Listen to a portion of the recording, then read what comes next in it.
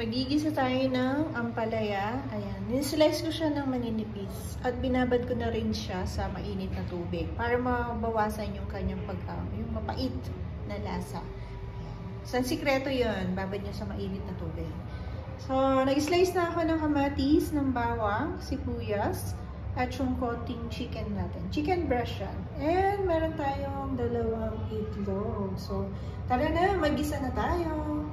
Ganito yung ginagawa ko. Meron akong toyo dito. Tapos, lalagyan ko siya ng asukal. Hahalo natin.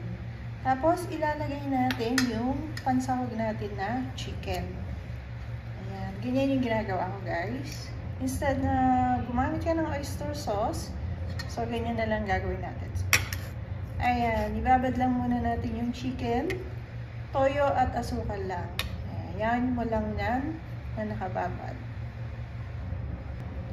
Alam niyo, mas masarap dito yung beef.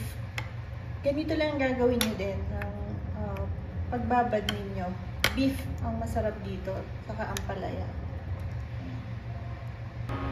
So, magigisa na tayo. Maglagay na tayo na mantika dito sa ating kawali. Huwag masyadong madami. Tapos, pag mainit na to, magisa na tayo ng bawang natin. So, hindi pa siya mainit, maghintay muna tayo.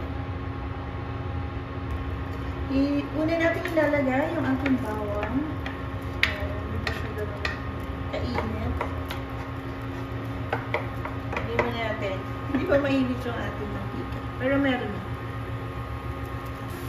Lagay na natin yung ating sibuyas. Tulo-tuloy lang muna natin. Halo-halo lang. Lagay na rin natin yung ating kamatis.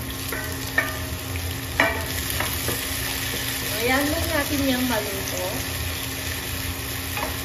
Wala tayong gagawin dito kundi maghalo lang ang maghalo.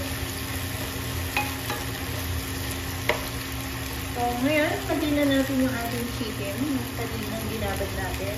Huwag muna yung toyo. Huwag muna natin isama. Yung chicken lang muna. Mamaya na yung ibang toyo natin. So, kakaiba ito, guys. Kakaibang luto ito naman. Pero masarap siya.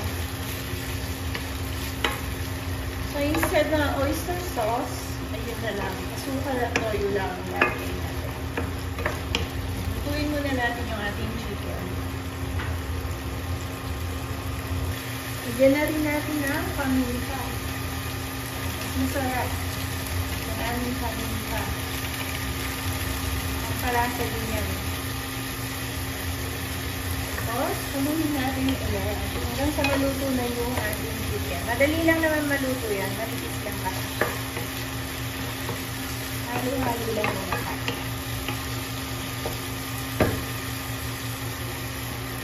Budburan natin ng konting asin lang. Konti lang. Konti lang. Haluin ulit.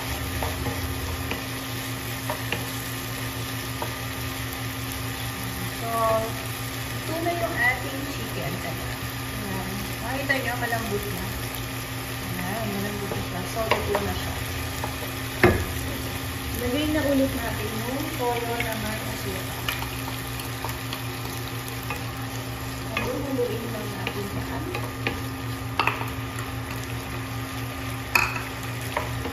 Ayan muna natin siyang kumulo. Kumulo na rin.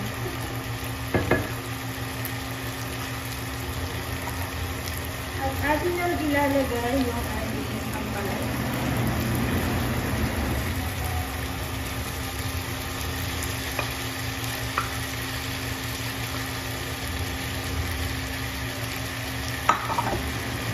Halo lang na halo ulit. Pero guys para hindi siya pumait, yung mapait na luto, yung ampalaya. Huwag yung masyadong haluin ng haluin. Pagka naihalot nila yung sangkap na yan, hayaan lang natin siya maluto na. Pwede takpan, kaya maluto ito natin mga ampalaya. Lagyan natin siya ng konting tubig para hindi naman siya tuyong-tuyo. Pero ayoko yung medyo masabaw dito sa ampalaya. munang kumulo. Huwag niyo munang haluin yan. Takpan muna natin siya. So, check natin kung malambot na. Haluin natin ng konti. Huwag masyado.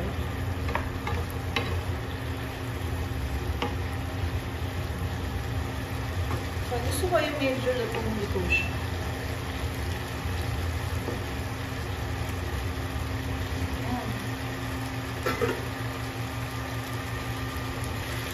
At since luto na siya, ilagay na natin yung itlog.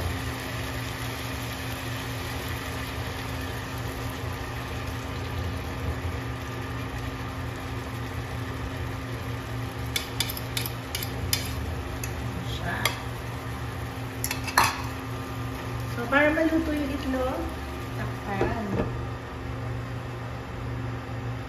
Kapag nilagay niyo yung itlog, kailangan nasa mahinang apoy lang siya.